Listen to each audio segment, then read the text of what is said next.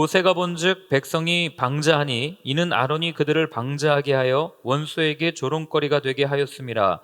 이에 모세가 진 문에 서서 이르되 누구든지 여호와의 편에 있는 자는 내게로 나아오라 하매 레위 자손이 다 모여 그에게로 가는지라. 모세가 그들에게 이르되 이스라엘의 하나님 여호와께서 이렇게 말씀하시기를 너희는 각각 허리에 칼을 차고 진 이문에서 저 문까지 왕래하며 각 사람이 그 형제를, 각 사람이 자기의 친구를, 각 사람이 자기의 이웃을 죽이라 하셨느니라.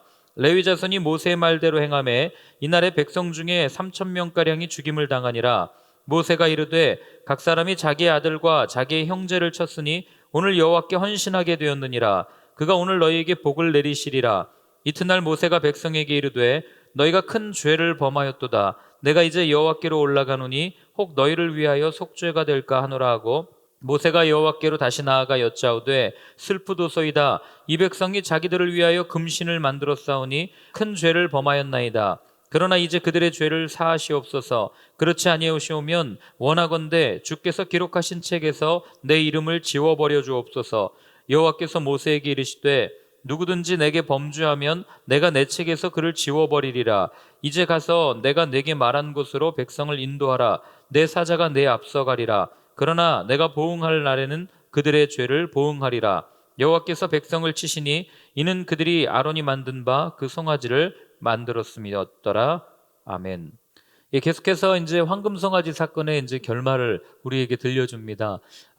이 본문을 살필 때 이들은 왜 이런 우상을 만들었고, 그리고 또 이 우상을 만든 결과는 무엇이었고, 이것이 오늘날 우리에게 어떤 의미가 있는지를 계속해서 생각하면서 이 말씀을 이렇게 쭉 읽어가셨으면 좋겠어요. 분명한 것은 오늘날에도 우리는 계속해서 우리만을 위한 황금송아지를 만들고 있고, 그 송아지를 가지고 하나님 대신해서 이것이 우리의 하나님이다라고 섬기는 모습이 우리 안에 자주 나타나기 때문에 그렇습니다. 그렇기 때문에 이 황금송아지를 만든 원인이 무엇인지를 분명하게 살핀다면 우리 역시도 이런 원인, 이런 이유 때문에 이들이 황금송아지를 만들었다면 오늘을 사는 우리 역시도 동일한 이유, 동일한 그 원인으로 아마 송아지를 수없이 많이 만들고 아마 살지도 모르겠습니다. 그러나 하나님은 그런 상황 가운데서도 이 황금송아지 사건을 정리하시고 오늘을 사는 우리에게 물으십니다. 너는 도대체 어느 편에 설 것이냐? 이거를 묻습니다. 그 물음에 주님 편에 서겠습니다라고 답할 수 있는 저와 여러분들이 되었으면 좋겠습니다. 자, 우리 먼저 25절이요. 같이 한번 읽습니다. 모세가 본즉 백성이 방자하니 이는 아론이 그들을 방자하게 하여 원수에게 조롱거리가 되게 하였음이라. 아멘. 자, 모세가 본즉 백성이 방자했다. 그리고 원수에게 조롱거리가 되었다. 이렇게 지금 표현을 합니다. 이 한 구절을 읽으면 그냥 그들이 그 황금송아지를 만들어 놓고 막 열렬히 그냥 온 마음을 다해서 춤을 추었구나. 그래서 백성이 방자했다라고 표현을 하는구나. 그리고 그런 모습이 다른 민족들에게 이런 조롱거리가 되게 됐구나라고 우리는 생각할 수 있어요. 왜냐하면 본문은 그 이상을 우리에게 말해주지 않기 때문에 그렇습니다. 그런데 가만히 생각해 보면 이 두 가지 단어를 이렇게 묵상하다 보면 이게 심상치 않다는 것을 우리는 알게 됩니다. 왜냐하면 여러분 여기 본문에 나오는 방자하게 행하다 이런 말이 어떤 어원을 갖고 있냐면 벌거벗다 이런 의미도 갖고 있지만 통제불능의 상태가 되다 이런 의미도 갖고 있는 단어거든요. 그리고 이들이 한번 생각해 보세요. 조롱거리가 되었는데 그냥 다른 민족들이 볼 때 아니 송아지 하나 세워놓고 거기서 막 춤췄다고 이게 조롱거리가 될 이유가 되나? 이런 생각 혹시 안 해보셨습니까? 아니 자기들도 거기다 수없이 많은 신들을 만들어 놓고 이렇게 섬기고 있단 말이죠. 그러니까 제사를 드릴 때는 온갖 악기를 갖고 와가지고 막 그 앞에서 열렬히 춤추면서 제사장이라고 부르는 사람들이 나와가지고 이 접신하는 그런 문화를 가나안은 이미 가지고 있었단 말이죠. 그런데 자기들과 똑같은 모습을 하고 있다고 조롱거리가 되었다? 이게 조금 무언가 좀 설명하기 너무 빈약하다 이런 생각을 하게 되는 거죠. 그럼 우리는 여기서 한 가지를 눈치챌 수 있습니다. 어떤 눈치를 챌 수 있냐면 오늘 여기 보면은 방자하게 행했다가 이 조직 자체가 통제불능 상태가 되었다. 이걸 알 수 있는 게 뭐냐면 모세가 시내산에서 내려왔습니다. 그리고 이 백성들을 바라보면서 이건 잘못된 거야 라고 분명히 분노했어요. 그러니까 돌을 깨뜨렸겠죠. 이건 잘못된 겁니다 라고 화를 냈습니다. 그때 이 사람들이 하나님의 사람 모세가 하나님께서 이거 아니라고 했으니까 우리가 정말 이걸 다 정리하고 빨리 회개해야지라고 마음을 먹고 하나님 앞에 나오지 않고 오히려 그렇게 분노하는 모세 앞에 이 반란이라고 그래야 되나요? 이 쿠데타라고 그래야 되나요? 이 모세의 지도권에 반발해가지고 이건 말도 안 되는 일이야, 모세를 죽일까? 이런 어떤 그런 반란과도 같은 일들이 이 가운데 일어났다는 것을 우리는 알게 되는 거죠.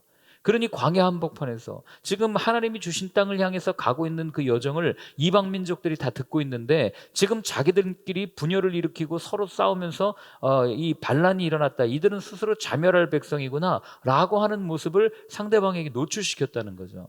그러니 여러분, 그런 모습이 어떻게 된 겁니까? 다른 민족들이 볼 때 조롱거리가 된 거예요.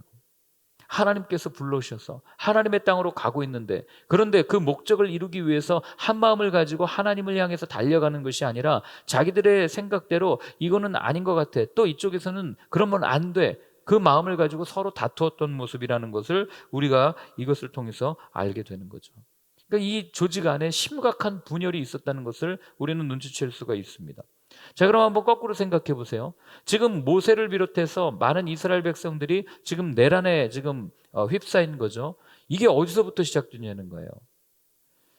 오늘 본문을 읽기 전에, 어제도 그랬고 그 전에도 우리가 황금송아지 본문을 읽었지만, 사실 이렇게 내란이라고 표현하면 좀 격하게 느껴지실지 모르겠지만, 여러분 지금 이건 내란보다도 더 심각한 분열 상태입니다. 이게 어디에서부터 시작됐냐면 황금송아지를 만들어 놓은 우상 숭배에서부터 이게 시작됐단 말이죠. 하나님께서 이들을 출애굽시켜 가지고 올 때는 아무런 문제가 되지 않았어요. 그저 하나님 앞에 함께 예배하면서 하나님을 섬기는 모습으로 나왔는데, 그 황금송아지를 세우는 이후에 이렇게 심각한 분열이 일어났다는 것을 우리는 알아야 하고, 그리고 그 황금송아지를 이들이 왜 세웠는가? 결국에는 가나안의 신을 보았기 때문에, 그들이 더 강해 보였기 때문에, 아니 더 정직하게 얘기하면 내가 조금 더 강해지고 내가 조금 더 편리해지고 내가 조금 더 수월해지고자 하는 그 나의 욕심 때문에 결국에는 그 열매로 어떤 게 드러났습니까? 공동체가 심각하게 분열되는 지금 그런 모습을 우리에게 보여주고 있는 거예요. 어디에서부터 시작됐다고요? 작은 욕심에서부터 시작된 겁니다. 그러니 야고보 사도가 얘기한 것처럼 욕심이 잉태한 즉 죄를 낳고 죄가 장성한 즉 사망을 낳는다, 이 말이 진리라는 것이 다시 한번 여기에서도 확인되는 것 아니겠습니까? 여러분, 그렇기 때문에 조금 더 편해지고자 하는 내 욕심, 좀 더 편리하게 강해지고자 하는 그 내 마음이 결국에는 공동체를 멸시의 대상으로 만들 수 있다는 것을 꼭 기억하셔야 됩니다. 오늘날도 보세요. 이 욕심이 충돌해서 거룩해야 할 하나님의 공동체 교회가 세상의 법정에 서고, 그로 인해 많은 사람들로부터 질타를 받고 비난을 받는 원인이 어디에 있냔 말이에요. 어떤 사건을 놓고 어떤 물질을 놓고 그거 못 놔가지고 말이에요, 이게 이렇게 사용돼야 된다, 저렇게 사용돼야 된다. 그러니 교회에서는 서로가 다 하나님의 음성을 들었다고 우기면서 싸우니까 답이 없는 거예요. 그러니 세상 사람들이 볼 때 얼마나 웃기겠습니까? 이거 똑같죠. 아론에게 만들어 달라고 그러는 신이 다른 신입니까? 우리를 애굽에서 인도하여 낼 신을 만들어 달라고 그래요. 나중에 역사서를 보면 이걸 뭐라고 표현하냐면, 우리를 가나안으로, 애굽에서 구원한 가나안으로 인도할 여호와 하나님을 만들어 달라, 그렇게 얘기하거든요. 그러니까 이들에게는 이게 하나님인 거예요. 모세에게는 이건 말도 안 되는 얘기고. 그러니 그것이 충돌되는데 어느 게 맞아요? 분명히 진리는 있습니다. 거짓된 쪽이 반드시 있는 거예요. 그런데 그 욕심에서 시작된 그 마음들이 부딪히면서 결국에는 이런 어려움들을 겪게 되는 것을 우리가 바라봐야 되는 거죠. 그래서 바울은 얘기합니다. 뭐라고 얘기합니까? 그리스도 예수의 사람들은 우리의 정욕과 탐심을 어디에 못 박았다고요? 십자가에 못 박았다고 이야기하는 거예요. 여러분, 교회에서 욕심 부려봐야 좋을 게 하나도 없습니다. 교회에서 욕심을 부리면 기억하세요. 내가 부리는 작은 욕심이 이 공동체를 완전히 파산시킬 수 있구나, 파탄낼 수 있구나, 이걸 생각하셔야 돼요. 내가 여기에 봉사한 게 얼만데, 내가 여기에 섬긴 게 얼만데, 내가 여기에 투자한 게 얼만데, 이런 생각을 가지고 여러분 교회를 세워가고 공동체를 세워가면요, 그 공동체는 불보듯 뻔하지 않겠어요? 이런 논란에 휩싸이는 것 아니겠습니까? 그래서 나중에 바울이 갈라디아서에서 이렇게 얘기해요. 한번 찾아볼까요? 갈라디아서 6장 7절 8절 말씀입니다. 갈라디아서 6장 7절 8절. 네, 같이 한번 읽겠습니다. 스스로 속이지 말라. 하나님은 업신여김을 받지 아니하시나니 사람이 무엇으로 심든지 그대로 거두리라. 자기의 육체를 위하여 심는 자는 육체로부터 썩어질 것을 거두고 성령을 위하여 심는 자는 성령으로부터 영생을 거두리라. 아멘. 자, 무슨 얘기입니까? 내 욕심, 내 육체, 내 것을 위하여 심는 사람이 얻는 열매는 결국에는 썩어질 것밖에 없다는 것을 분명하게 알았던 거예요. 이걸 누구보다 잘 알았던 사람이 바울 아니겠어요? 일평생, 아니 다메섹으로 가는 그 길에서 예수님을 만나기 이전에 바울은 어떻게 살았습니까? 여기 있는 것처럼 육체를 위해서, 내 만족을 위해서 그리스도인들을 잡아 죽이려고 했던 그의 삶의 모습을 누구보다 잘 알았고, 율법이라고 하는 그것을 쫓아서 기준을 만들어 놓고 이것 따르지 않으면 다 죽어라고 하는, 내가 율법을 지키는 그 의로운 행위, 내가 무언가를 해야 하는 그것을 만족시키기 위해서 평생토록 살아왔던 사람이 바울이었단 말이에요. 그러나 예수님을 만나고 보니까 이렇게 나 자신을 위해서 심어가는 내 욕심으로부터 시작된 것은 결국 썩어질 것이고, 하나님을 위해서 심는 것, 오늘 본문에 있으면 뭐라고 되어 있습니까? 성령을 위하여 심는 자는 영생을 거두게 됩니다. 이걸 말하는 게 바울의 선언 아니겠습니까? 그러니 여러분, 우리가 어떤 것을 따라가야 되고 어떤 것을 심어야 될지는 오늘 다시 한번 우리에게 질문하는 거예요. 제가 오늘 그 설교 본문 제목을 어느 편에 설 것인가 이렇게 했어요. 결국 성경은 우리에게 끊임없는 선택의 기로에 서 있는 우리에게 어떤 것을 선택할 것인지를 묻는 그런 책인 거죠. 그래서 우리는 그 앞에서 어떤 것을 선택할 것인지 내가 결정하는 거예요. 여러분은 어떤 것을 선택하시겠습니까? 육체입니까? 성령입니까? 이걸 오늘 다시 한번 생각해 보셨으면 좋겠어요. 그래서 여러분, 교회도 또는 다른 공동체도 일꾼을 세울 때 특별히 우리가 하나님을 따르는 공동체라면 그 사람 잘 세워야 되는데요, 보통은 목사랑 친한 사람들을 많이 세워요. 근데 그러면 여러분 큰일 납니다. 목사랑 친한 사람을 세우는 게 아니라 예수님이랑 친한 사람을 세우는 게 맞아요. 그리고 함께 기도하면서 비록 목사의 뜻과 다를지라도, 또는 우리가 각자의 뜻이 다 다를지라도 그 가운데 서로 기도하면서 하나님의 뜻이 무엇인지를 묻고, 그리고 그 하나님의 뜻대로 함께 이루어져서 나가는 게, 그게 하나님의 공동체 아니겠습니까? 자, 26절부터 29절까지를 같이 읽습니다.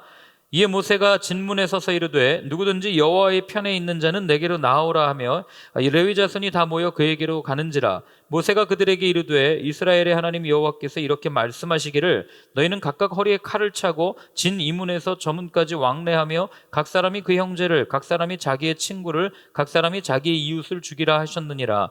레위 자손이 모세의 말대로 행하매 이날에 백성 중에 3,000명가량이 죽임을 당하니라.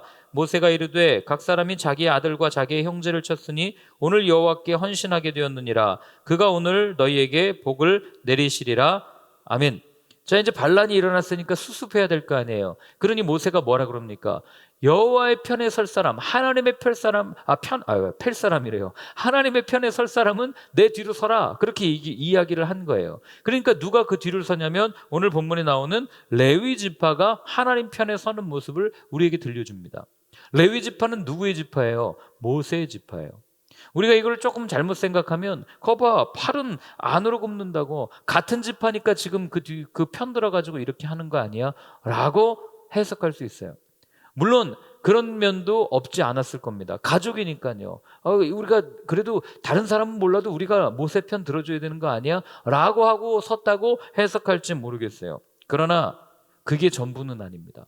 왜냐하면 모세는, 오늘 보세요, 여기 본문에서 보면 하나님 편에 설 자가 누구냐, 이거를 레위 지파에게만 밀서로 보낸 게 아니란 말이에요.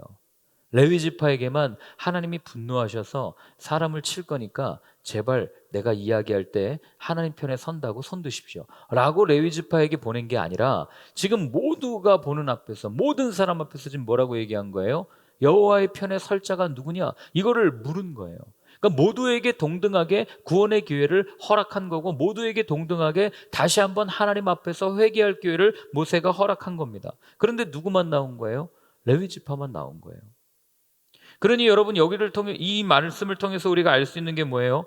하나님의 말씀을 듣는다고 해서 모두가 다 하나님의 편이 아니라는 사실입니다. 하나님의 말씀이 우리에게 들려졌다고 해서 내가 그 말씀대로 살아야지라고 결단하는 게 아니라는 거예요. 하나님께서 이렇게 원하신다는 그 말씀을 듣고 그래, 내가 하나님의 편에 따라서 하나님의 이 말씀대로 온전히 살아가야지라고 결단하는 사람은 여러분 몇 안 된다는 것을 오늘 본문 가운데 우리는 눈치챌 수 있는 거죠.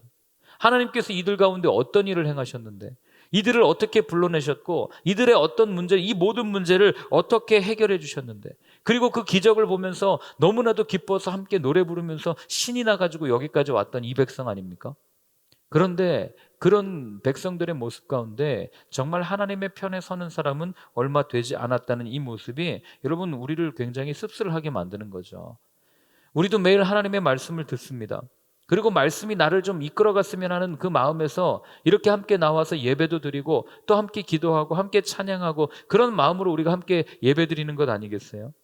그런데 한번 솔직하게 스스로에게 질문해 볼 수 있어야 되는 거죠. 과연 나는 어느 편인가? 나는 누구의 편에 서 있나?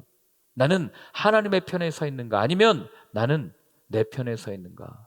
이걸 우리가 날마다, 아니 매 순간 묻지 않으면 여러분 우리는 여기에 나오는 이스라엘 백성들처럼 어떻게 한다고요? 황금 송아지를 만들어서 하나님이 이게 하나님이야 라고 말하면서 따라가는 우를 범할 수 있는 그 위협에 노출되어 있는 게 우리의 삶이란 말입니다. 그러니 오늘도 한번 스스로에게 정직하게 물어보십시오. 나는 하나님 편인가? 내 편인가? 부족하지만 늘 내 편에 서겠다고 결심하고 다짐하지만 그럼에도 불구하고 내가 하나님 편에 서려고 내 의지를 드립니다. 내 마음을 드립니다. 내 생각을 드립니다. 내 모든 것들을 하나님 편에 올인하겠습니다 라고 결단할 수 있는 오늘 하루의 삶이 되었으면 좋겠어요. 하나님 편에 설 때에만 우리가 기적을 경험할 수 있고, 하나님 편에 설 때에만 메마른 광야를 걷는다 해도 그분의 손길이 나를 보호하시고 그분이 나를 통해서 그 엘리야에게 그리시네가에서 까마귀를 통해서 먹이를 주셨던 것처럼 그런 하나님의 손길을 경험할 수 있는 유일한 방법은 하나님 편에 서는 것밖에 없어요. 엘리야가 왜 그리시네가에서 죽으려고 그랬어요? 하나님 편에 섰거든요. 하나님을 온전히 따랐거든요. 다른 바알들을 섬기는 그 제사장들과의 대결을 벌이고, 물론 두려움이 있어서 그리시네가로 갔지만 그러나 그의 선택은 하나님이었단 말이죠. 이게 여러분 우리의 실상이에요. 그래서 그리시네가에 있는 엘리야의 모습을 한번 가만히 묵상해 보십시오. 그게 우리의 실존이죠. 늘 하나님 편에 서고 싶다가 하나님의 말씀을 따라 살지만 그러나 세상에서 이리 치이고 저리 치이고, 그래서 주저앉아서 하나님 난 너무 힘들어요, 아무것도 하고 싶지 않아요 라고 숨어있고 웅크리고 있는 그 엘리야의 모습이 바로 이 시대를 살아가는 우리의 모습일지 모른단 말이죠. 그러나 놓치지 말아야 할 것, 웅크릴 수 있어요, 넘어질 수 있어요, 괜찮습니다. 그러나 하나님 편에서는 이 하나님의 붙든 손은 절대 놓지 마십시오. 그걸 놓으면 우린 다 끝나는 겁니다. 자, 그리고 이어져서 30절부터 35절까지를 같이 읽습니다. 30절부터 35절까지입니다. 이튿날 모세가 백성에게 이르되 너희가 큰 죄를 범하였도다. 내가 이제 여호와께로 올라가노니 혹 너희를 위하여 속죄가 될까 하노라 하고, 모세가 여호와께로 다시 나아가 여짜오되 슬프도소이다. 이 백성이 자기들을 위하여 금신을 만들어 싸우니 큰 죄를 범하였나이다. 그러나 이제 그들의 죄를 사하시옵소서. 그렇지 아니하시오면 원하건대 주께서 기록하신 책에서 내 이름을 지워버려 주옵소서. 여호와께서 모세에게 이르시되 누구든지 내게 범죄하면 내가 내 책에서 그를 지워버리리라. 이제 가서 내가 내게 말한 곳으로 백성을 인도하라. 내 사자가 내 앞서가리라. 그러나 내가 보응할 날에는 그들의 죄를 보응하리라. 여호와께서 백성을 치시니 이는 그들이 아론이 만든 바 그 송아지를 만들었음이어더라. 아멘. 자, 여러분 보세요. 이제 이 죄값이 얼마나 큰지가 분명하게 드러납니다. 여러분, 그 레위 자손을 통해서 3,000명가량이 죽임을 당하는 이런 현실을 보면서 이제 죄값을 치렀구나라고 우리는 생각할 수 있지만 그렇지 않다는 거예요. 하나님께서는 제일 마지막에 35절에 보면 뭐라고 되어 있습니까? 다시 이 백성을 치셨다라고 분명하게 기록을 하고 있는 거예요. 여러분, 내 편에 서는 게 왜 하나님 앞에 죄인지를 아십니까? 내 편에 선다는 얘기는 제가 전에 말씀드렸죠. 죄는 지독한 이기심이라고 정의 내릴 수 있다고 말씀드렸어요. 끊임없이 나 자신을 바라보는 삶의 태도가 죄의 시작이라고 말씀드렸습니다. 그러니 오늘 보세요. 내 편에 선다는 말, 내 편리를 추구한다는 말, 이 말이 하나님을 바라보지 않는다는 말이고 결국 죄를 짓는다, 이 말과 동의어라는 것을 우리는 알게 되는 거죠. 그런데 이 죄를 지으면 그냥 그 대가로 그래 너 내 해결해 줄게 하고 끝나는 게 아니라 오늘도 보세요. 그 대가를 지불하는데 33절에도 보면은요. 이렇게 되어 있죠. 누구든지 나에게 죄를 지으면 나는 오직 그 사람만을 나의 책에서 지운다라고 분명하게 이야기해요. 모세가 간구했을 때. 지금 제가 읽어드린 게 세 번역본입니다. 예, 그렇게 이야기를 하는 거죠. 하나님께서 내가 분명히 내 생명책에서 지워버릴 거야. 이게 말이 여러분 이게 뭐 쉽지 이게 얼마나 무서운 말이에요. 생명책에서 지워버린다는 얘기는 우리 용어로 얘기하면 쟤는 그냥 지옥에 보낼 거야. 이 얘기랑 똑같은 말이란 말이죠. 그러니 이 죄의 대가가 얼마나 큰 거예요. 여러분 이 레위 자손의 입장에서도 한번 생각해 보세요. 3천 명가량을 죽일 때 이들의 마음이 편했겠습니까? 어제까지만 해도 아니 방금 전까지만 해도 함께 어우러져서 같이 마시고 먹고 놀고 이야기를 나누던 이웃이었다고요. 형제였다고요. 사촌이었다고요.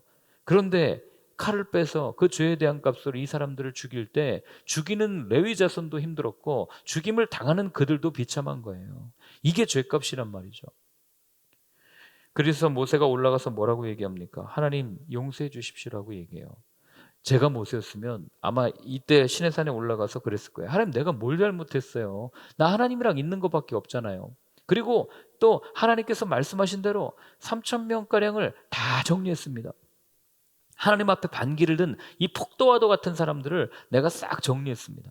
그러니까 하나님 나 좀 이쁘게 봐주세요 라고 얘기하는 게 사람 마음일지 모르겠어요. 근데 모세는 그렇게 하지 않습니다.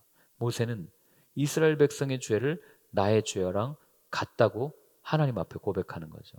하나님 저들의 죄는 내 죄입니다. 하나님이 용서해 주십시오. 하나님 저들 생명책에서 지우지 마시고 하나님 저들 용서해 주시고 차라리 내 이름을 생명책에서 지워 주십시오라고 바울이래요. 저기 모세가 그렇게 이야기를 하는 거죠.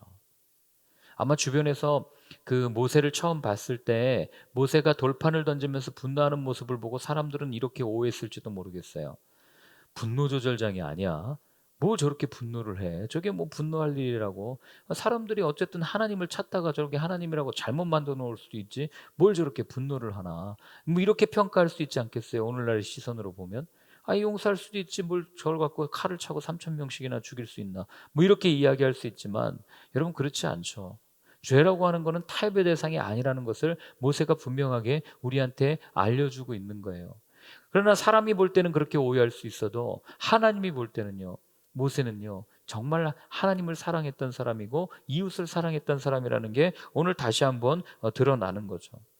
여러분 누가 자기 목숨 걸고 대신해서 죽어주고 누가 자기 목숨 걸고 대신해서 기도해줘요.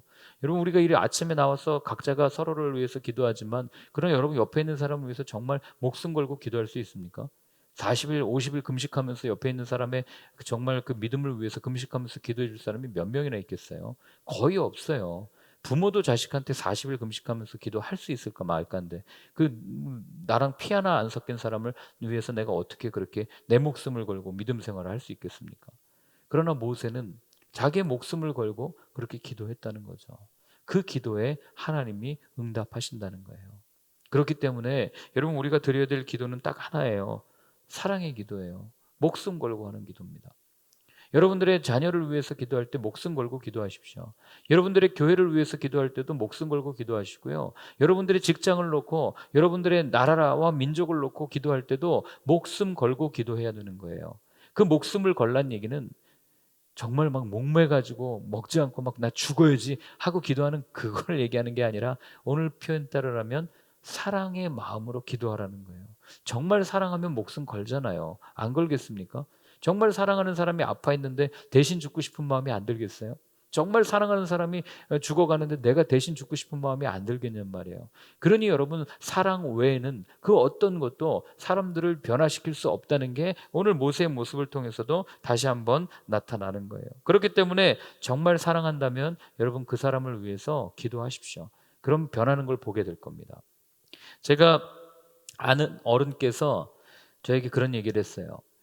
본인은 일평생 누구에게 인사청탁을 해본 일이 딱 한 번 있대요. 이 사람을 좀 어디에 사용해 주십시오라고 청탁해 본 적이 딱 한 번 있대요. 그러면서 우스갯소리로 하시는 말씀이 대신에 나는 근데 하나님 앞에는 수없이 이 부탁한 사람이 하나 있다고. 누구겠어요? 저 사람 되게 해달라고 그렇게 기도했다는 거죠. 제가 그 얘기를 딱 듣는 순간 기분이 확 나빠가지고, 아니 내가 사람이 지금 내가 뭐 원숭인가? 내가 짐승인가? 뭐 이런 생각했겠습니까? 그 말을 딱 듣는 순간, 아, 이분이 정말 나를 사랑하고 있구나. 이분이 정말 사랑하니까 목숨 걸고 나를 위해서 기도해 주셨구나. 사람들하고. 이런 마음 제가 갖지 않았겠어요? 여러분, 맞아요. 누군가를 변화시키고 누군가를 하나님 앞에 인도하시려면 사랑으로 기도하십시오. 잔소리가 아니고. 이거 해라, 저거 해라. 예. 제가 어제도 성경 공부하다가 어제 끝나고 후회했는데, 회개했는데, 암송하라고 또 잔소리를 제가 그렇게 했는데, 잔소리 할 필요가 없겠더라고요. 이 말씀 이렇게 어제 묵상하면서 그냥 암송을 하라고 이렇게 말씀은 드리겠지만, 그러나 암송하실 수 있도록 제가 사랑으로 기도하겠습니다. 이 방법 외에는 어떤 것으로도 하나님을 더 사랑하게 할 수 없다는 것. 오늘 모세가 이렇게 기도하니까 어떤 일이 일어납니까? 이 백성들이 이제는 그 마음을 알고 더 하나님께 가까이 나가는 그런 모습을 이제 앞으로 또 쭉 이어져 나가지 않겠어요? 물론 그러다 또 넘어질 겁니다. 또 실패할 거예요. 그러나 그 가운데 실패한다 할지라도 하나님을 사랑하는 마음을 가지고 있다면, 하나님을 놓치고 있지 않다면, 저는 하나님께서 다시 한번 회복시켜 주시고 다시 한번 하나님의 일을 맡겨 주실 거라고 믿습니다.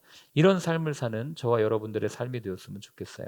그래서 오늘 한번 같이 기도할 때는요, 이렇게 한번 기도하겠습니다. 주님, 내게도 이런 사랑을 허락하여 주옵소서. 내가 누군가를 정죄하고 판단하는 마음으로 관계를 맺어가는 것이 아니라 정말 누군가를 사랑하기 때문에 분노하고, 사랑하기 때문에 화도 내고, 사랑하기 때문에 가서 말도 하고, 사랑하기 때문에 가서 눈물도 흘릴 수 있는 하나님, 저희의 삶이 되기를 원합니다. 우리의 삶을 통하여 많은 사랑의 열매들이 맺혀지는 것을 바라보는 삶이 되게 하여 주옵소서. 우리 그렇게 한번 같이 기도하겠습니다. 하나님 아버지, 오늘도 모세의 모습을 통해서 많은 것들을 느낍니다. 하나님, 분노했습니다. 화도 났습니다. 돌판을 던졌습니다.